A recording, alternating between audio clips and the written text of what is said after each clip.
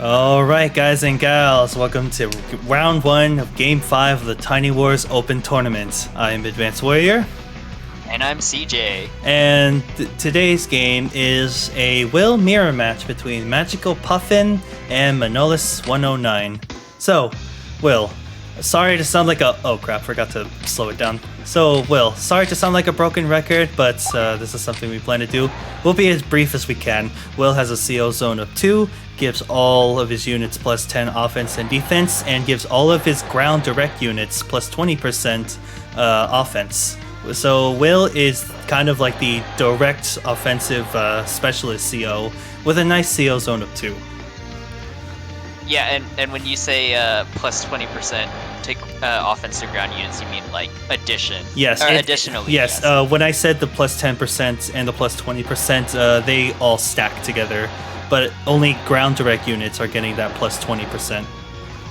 Yep, and Will's CO power has a standard cost of 60, and when it's activated, his units get the plus 2 movement bonus, or at least his ground direct units. Oh, they skip already. A ground direct unit, yes. Yeah, get that plus 2 movement bonus, and his day-to-day power applies globally. Yes. So pretty standard stuff. Pretty standard stuff.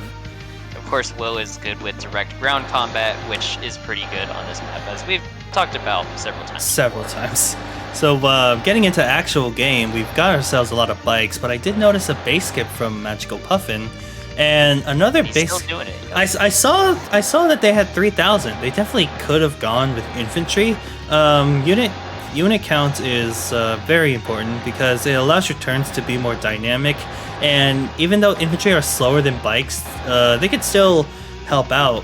Like say you win a battle, those infantry that are like just barely caught up and haven't seen any combat, they're very likely to be healthy and they can capture the properties with full HP, because obviously if you capture with a damage unit, it's going to take longer. And no surprise here from magicalpuffin, we immediately see the tank, Will in the tank. So, and contrary to magicalpuffin, Manolis has gone for a tank on their bottom side, completely mirroring, and instead they're going to move through the woods and followed up with a tank chain alongside a base skip here. Seeing a lot of base skips. Personally, I think I've lost track of how many there have been between both of the players here. Yeah, I'm pretty sure Manolis had like 6,500 left in the bank or something. Oh, okay, maybe not. They had 3,000 funds. They just gained 15 to 18,000. Still a decent amount. You could still get a bike with that. You could still get 2 infantry. It's a big map, but and I can kind of understand why some players would be discouraged to build infantry. But unit count is just very important. It allows your turns to be a lot more dynamic. Yeah, and like infantry make up like your precious meat shields. Like they, even if they're not the strongest, they're still gonna survive a hit, be able to tank a hit, and then it allows you to get a first turn, or get a counterattack using a more valuable unit or against a more valuable unit. And then infantry, like even if they're slower, they're still able to capture properties. So they would be getting the same value as a bike would using that turn, if it so happens that you need like an infantry to come in and capture. So again, that's less likely, but it's still a thing that they do.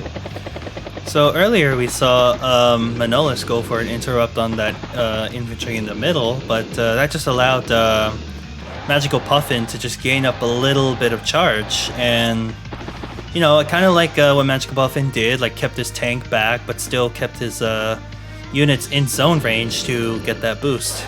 So good awareness from magicalpuffin, knowing that it would be suicide if they decided to bring their tank forward. And ooh, looks like we see like a slight missed opportunity here from Manolis, not getting the charge for killing that bike down there. Yeah, well, yeah, if that bike was gonna move there anyways, there's not really too much of a reason not to bring the CO in to get some of that energy.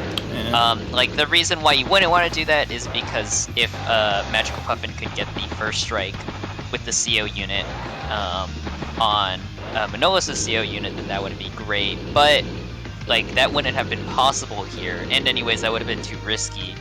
And so Manolis kind of just lost out on like what 6 charge, About 6 6 energy, charge, yeah. which would have put them at basically even.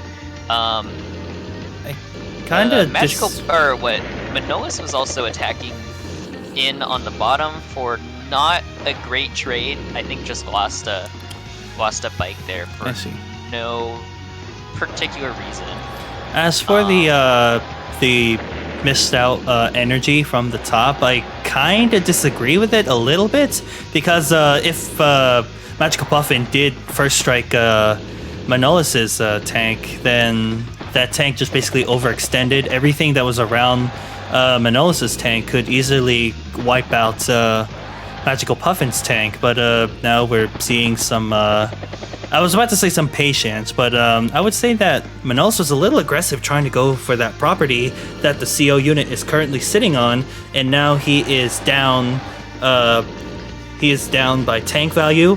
They have a battlecopter there, but the anti-air, which is the literal counter to a battlecopter, is right there. And sticking around for a first strike. Oh, another missed opportunity for Manolis to get charged from that battlecopter attack, and now we starting to cost him. Yeah, and see, this is at the top. Manolis has that tank there that's has basically cleared that area, but this is where we're seeing that lack of infantry or lack of capture units come into play. Is that if there were some infantry in the area or bikes or anything really over there, like they would be able to take advantage of those basically free properties, but Manolis does not have anything over there, so cannot capitalize. Manolis has nothing around his CO unit to gain charge. If that CO unit was at the bottom, where they have more opportunities to gain charge, that would actually be a lot better for them. And so Manolis right now is playing very aggressively and not doesn't actually have enough to really back it up. They're playing very spread out and open. Magical Puffin is just, well, he's gonna get a lot of value off of that this. tank was in artillery range from the top, and I think that's what gave Magical Puffin the energy to give off this giant boost, so that mech on the top able to reach that CO unit. And like when we talk about ground units for Will, even their infantry, bikes and mechs, they're all getting that movement boost and attack boost. And here we see, like, there is a trap tank and there is a crippled anti-air in the middle for Manolis here. Manolis is in a very tough situation right now. Yeah, it's not looking good. I think Magical Puffin in that one turn, I mean, already had an advantage for a couple turns, but this makes it a very clear advantage. It's very unlikely for Manolis to really come back from this, even though he's getting good kills from right now. But Magical Puffin has just gotten so much value out of that CO power that it's just gonna be too hard to come back. And also, Magical Puffin has, I think, maybe I'm gonna take a guess at maybe 3,000 income advantage. Plus, it's just wrecking just a ton of damage everywhere. Magical Puffin is just picking off the units that Manolis didn't pull back. Manolis just decided to stick around and, just like basically sitting in Magical Puffin's lap. I would have honestly liked to have seen like an attempt at retreating and consolidation from Manolis here. So let's see how they come back from this. They have some forces on the top, very little forces on the bottom, and they're losing one of their properties, and they're out of range right now, out of like most of the units here. But they're like, they're probably just like sticking around in places where they shouldn't be, like trying to hold ground. But here we see Magical Puffin slowly making the shift towards the top side, where their units are more clumped up together. That little death ball there. And might see a move, possibly. They're already halfway through their energy bar. Yeah, Magical Puffin. I mean, Magical Puffin is like a veteran player. Like, again, just like a lot of the first round for this tournament, or a lot of the other games in the first round of the tournament, it is a little bit skewed. We do have a lot more newcomers versus veteran players, and so this does tend to happen in round one. We promise that this will happen less and less as the tournament progresses, but this is a good learning opportunity for a lot of these newer players. And I mean, one of the basic things that we've been seeing a lot this tournament is just playing a little bit more conservatively throughout the early game, and also not giving up free kills. Magical Puffin is at 59. Is at 59 points. I honestly would have liked to see like that bike. I don't think it could have reached that recon. Never mind. It would have been nice to see like a little pot shot on like one of those units to get that complete charge. Yeah, but unless Manolis actually like backs out of that area completely, like it's very easy for Magical Puffin to actually get. Ooh, not enough. Or, well, now already has the full zone, so can use CO power again and kind of sweep up the rest of those forces. Meanwhile, on the top side, they're just going to keep capping more and more properties and have it very overwhelming income. Oh, yeah. But yeah, even though this game is looking a little bit skewed, there's still a lot to learn for new players. That tank just went in that forest. Yeah. That's crazy to look at. Yeah, Will is well, that's so the movement bonus is pretty strong. It's hard to kind of wrap your head around how far these units will be going. It does make it quite hard to play against Will, or well, a lot of COs really. It's like you have to be very mindful of your enemy's basically energy, their CO power. Is Will the only CO that gives movement to ground units? Isabella. Oh yeah. We don't talk about Isabella. There's still Lee. I mean, Lee gives movement to everyone. Yeah. And then on the air side, Tasha. Tasha, yeah. So, which is less impressive, sadly. Like, I think Tasha has like great character design. It's just that her CO zone is too small for what she has to work for. Yeah. All right, so Magical Puffin here on a capturing spree. It's clear to see that the income shift is like so much. Yeah. There's not much Manolis can really do at this point. Generally, you would see a surrender, because yeah, the income advantage is like not what's it called?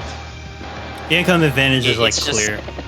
Yeah, you can't really you'll never financially recover from this. Like, yeah, like I would not expect very many people to be able to recover from this type of advantage. Even like this is the type of advantage that if the AI had against you, you might lose. And so if you're playing against a decent player, or in this case like an actual veteran player, yeah, you're not really gonna catch up. Manolis is still putting up a fight though. Yeah, it's a good effort though, definitely. It's an amazing effort here. Yeah, I still love to see, just keep fighting. Keep fighting. give everyone the hope. Yeah, what's that? Oh man. What? I'm gonna be too thinking about what Will actually says in the game. We will prevail. Well, that's his theme. That's the name of his theme. and they both have it, so. I think he says, whether there's life, there's hope. There's life, there's hope. Yeah. I thought Brenner said that. Oh, Bomber. I mean, he does. Oh, Bomber from Magical there's Puffin. a Bomber, yeah. I mean, puffins fly, right? So that. Do they? I'm pretty sure. Second Bomber. More base skips. Holy crap. And Akashichi actually ran out of time. Yeah, Manolis timed out at this point, but yeah, there wasn't much that they could have done at this point. The army value is 7 times. 32 to 12 on properties. Yeah, nearly 6-7 times for the unit counts. So both of these players, disgusting base skips. Like, actually disgusted with them. Like, why base skipping? If you have to base skip, make sure you know what you're doing and why you're doing it. I mean, like, other than that, if you really don't have a reason to base skip, just don't base skip. So for Manolis' side, if I can find the turn, I guess in general, I would say that Manolis was sticking around in places where they cannot win. And I think going up here was honestly a little bit aggressive. Oh, and they like missed out on their energy charge as well. So, and like there's this battlecopter here, there's this tank here. So if Magical Puffin did go for like a first strike on like the tank down here, it's just going to be surrounded by bikes. Although there would be a tank on the way, a battlecopter and a tank in a will zone. I'm pretty sure is going to kill a CO unit from will. So looking at this situation right now, right? If Manolis had his tank right here, I believe that would have been fine, because these bikes blocked the way. Like, even if these 2 bikes attacked, and this tank is not in range, so even if these 2 bikes attacked, this tank would not get first strike. So in that whole sequence of moves, this tank could have moved up to here first, and then would have been awarded 6 energy for this kill. So that's like a small optimization, but that does matter. You know, when at this point in time,